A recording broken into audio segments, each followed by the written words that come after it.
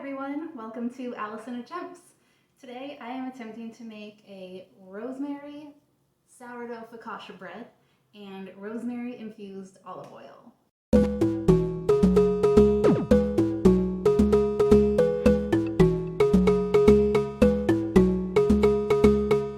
Sounds fancy, right? During COVID, myself, like many others, jumped on the sourdough bandwagon. I got a starter from my friend. I've really only made sourdough bread like 2 or 3 times, but I've kept my starter. I feed it periodically, not enough. So today, basically what I'm starting with is just trying to revive my starter. Hopefully I can. I haven't fed it in maybe like a month. I mean, it smells sour. We have all like this liquid. I don't remember the name for it, but it has a name. So I'm following along with a video that my friend recommended to me for how to like revive and reinvigorate and bring life back into your starter. And I'll link that also in the video so you can follow along. But so basically, this is gonna be a multi-day process for trying to grow my starter again, or reactivate it. I don't know the proper terminology. So the first feeding is just a 1:1:1 ratio. So 1 part starter, 1 part flour, 1 part water. I mean, my sourdough starter right now, it's a little rough. I think it's supposed to be thicker than that, but I don't know. There's still a couple bubbles in it though, so I have hope. And I know there's all kinds of different flour combinations that people use. I'm just using regular all-purpose flour. The video I'm following, this is really runny. Really, it's like pancake batter. Okay, so I think I'm already starting behind, but anyway, we're just gonna pour it. So the video that I'm following, she calls them micro feedings, and she's doing like 15 grams of each, so that's what I'm gonna do. We're doing like 16 of each is what we're going for.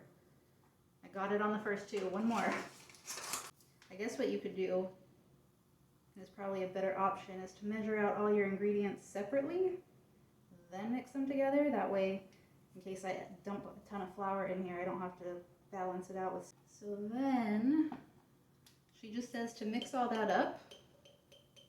Make sure all the flour is incorporated. No dry spots. This is like a lot thicker already. That's weird. I would have thought the consistency was kept the same, but this is. So that's it, and then basically I'm gonna let it rise or feed or whatever it's called. She says leave it in like a warm spot. It's been hot here this week, so I've got that covered. But then you just loosely set the lid on top, use a rubber band to try to track how much it grows. I mean, this is right at the bottom, like so far at the bottom I can't get my rubber band to stay on. On the downward curve part. Okay, well we're not going to use a rubber band for this first one because it doesn't stay on. And that's it. Now you let it do its thing. I finished my first feeding and it's looking good. I didn't have my rubber band on it, so it's kind of hard to tell exactly how much it rose, but I would say probably about double. I think it could do a little more probably, but I'm gonna move on to feeding number 2. This wasn't doing very much when it was inside, so I moved it outside into the sun, and that's when it took off. So the second feeding is the same thing. So 1:1:1 ratio. The video I'm following, she takes out all the starter and basically starts over. Again, doing 16 grams each. Got an extra gram of flour on that one. This is very thick, which is interesting because when I poured out the discard, it was like thinner again, more like the pancake batter. I'm going to try to get the rubber band on it this time because I do want to see how much it's growing. Not really working, but we're basically right to the bottom of the word mason. So Anyway, feed number 2. Now we let it set again. Change of plans. I fed this last night before going to bed, and that feeding was a 1 to 4 to 4 ratio, which is why you see so much of it right now. I didn't pay attention to the part in the video where she says that she starts with 5 grams starter, so then she's adding 20 grams water, 20 grams flour. I still stuck with the 15, so then I added like 70 something grams water and flour. Anyway, that's why there's a lot. So I woke up this morning, it's looking good. It smells great. I feel bad throwing this away and doing this for another day and a half, so I'm just gonna go with this. I'm gonna start making my dough. So we're starting with a cup of starter. I love the sound of this, deflating all the bubbles.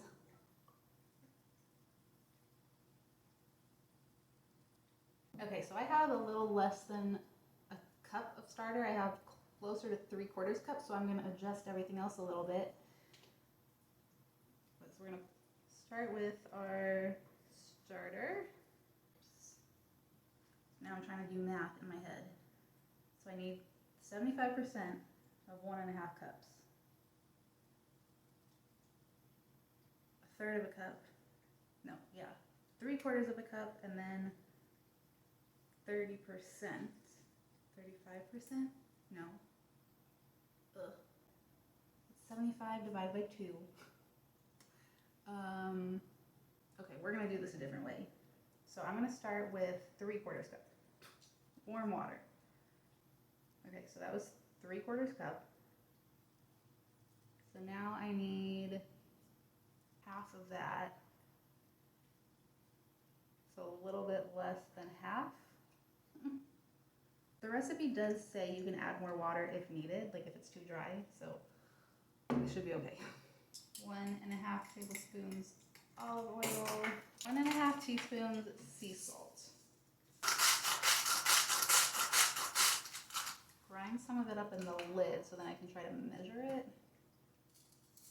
Let's add just a little more. Now I need 3 cups of flour. That is the reduced amount. My very scientific measuring method here. Now we're mixing that together. And it says the dough should be sticky, so that's why it says if it's too dry you can add more water. And it's nice and sticky though. So then it just says get your hands wet and knead for several minutes. Very sticky. I mean, this is like is impossible to knead.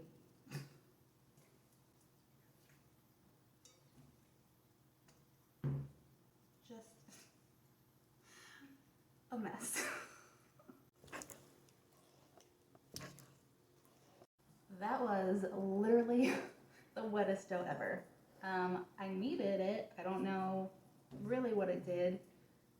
I mean, I do see a difference. It's so sticky. Normally, like when you knead a dough, it kind of comes together and firms up a little bit. That didn't happen here. But again, like the recipe didn't tell me like what I'm going for, so maybe focaccia is supposed to be wetter. That's what we're starting with. So it's pretty stretchy.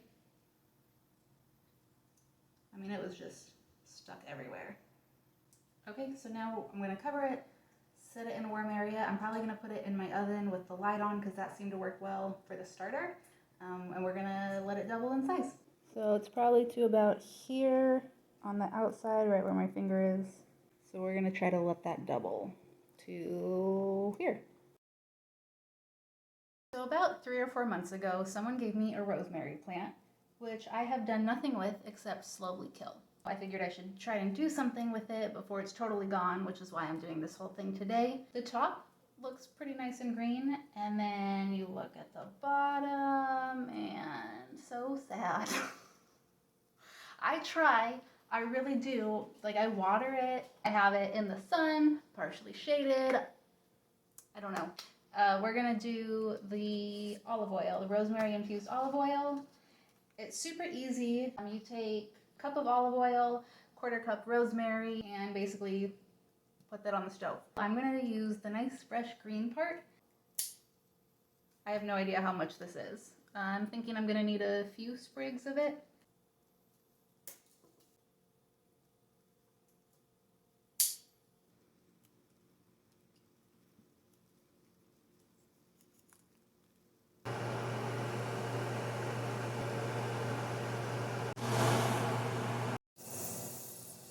So I'm gonna start on the toppings while the dough finishes rising. So we have garlic and rosemary, just 3 cloves of garlic. We're gonna mince it. I'm really not a good mincer at all, so this is gonna be like chunky garlic, I think. Ooh, this is strong smelling garlic. It said 2 tablespoons finely minced rosemary, which I thought was interesting, that you're not just like leaving it whole on top. You could probably sprinkle some whole ones on top. It smells really good. I don't know if there's like a technique to getting this off. Not that. Maybe that. I don't know like what. Oh yeah, look at that. Look at that. I don't know like what's considered a stem. Gonna need a lot more to get 2 tablespoons though. I also have some dried pieces on here. I mean, I know you can use dried rosemary, right? I don't know if that like affects it, if I'm like mixing the 2, dried and not dried. I don't know. These are not cutting at all. Like saw through them. So I might just be kind of like muddling these a little bit. This is the part that I've been most excited about. We get to see how the dough looks after it's risen. I peeked and it did amazing. Like, I'm really surprised. It was only in there for like, I don't know, 6 hours or so. So I had it in the oven with the light on, and I think that like really helped. So you can see it even started falling a bit.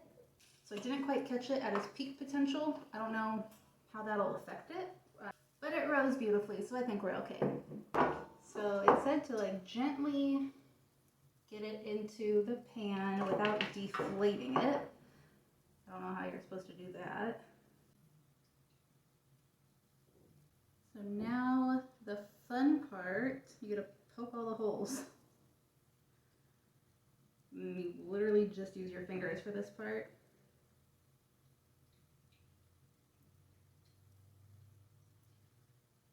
Well, that's very wet and not... The holes aren't staying, they're just filling back in. Look at that. It's just, this is what it was like during the kneading process.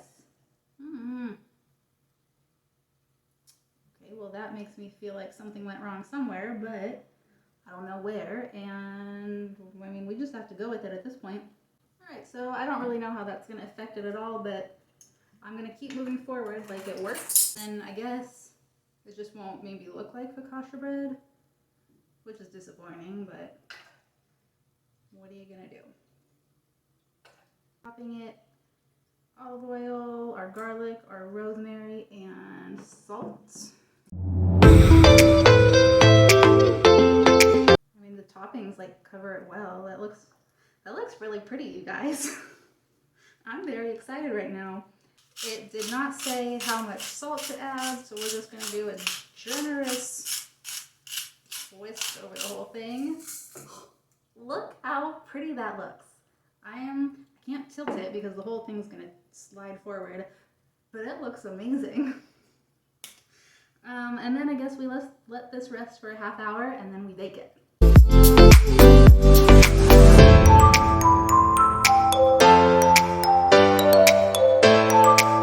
I just pulled the focaccia out of the oven and it looks amazing. Like, it looks so good. I'm so excited right now. Look how good that looks. So it doesn't look like a traditional focaccia because of the divots. I did ask a family friend who's like an amazing baker. I asked her if she knew like maybe why that happens, and she thought it probably needs more flour. So that might be due to the fact that I was adjusting the recipe. It's very crispy on the outside. Not burnt, but it's crispy. Oh, it's like golden brown. Delicious, steaming, that crumb, the puff. I'm so excited. Okay, I'm gonna try not to burn my mouth and try this.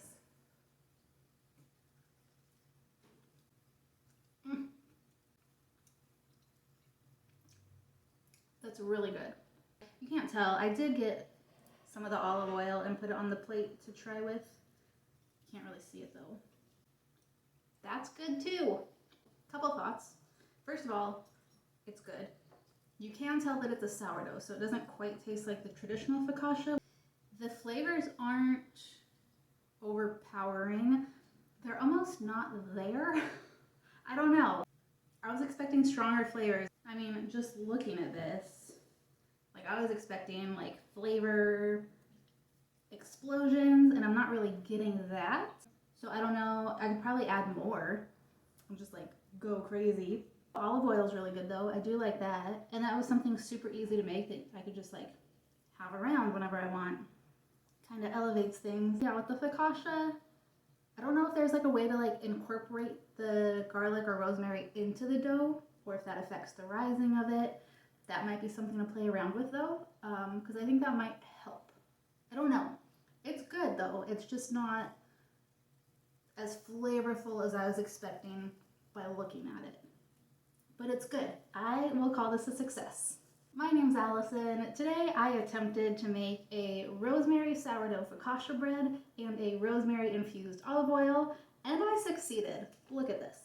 I did it. What are you gonna attempt?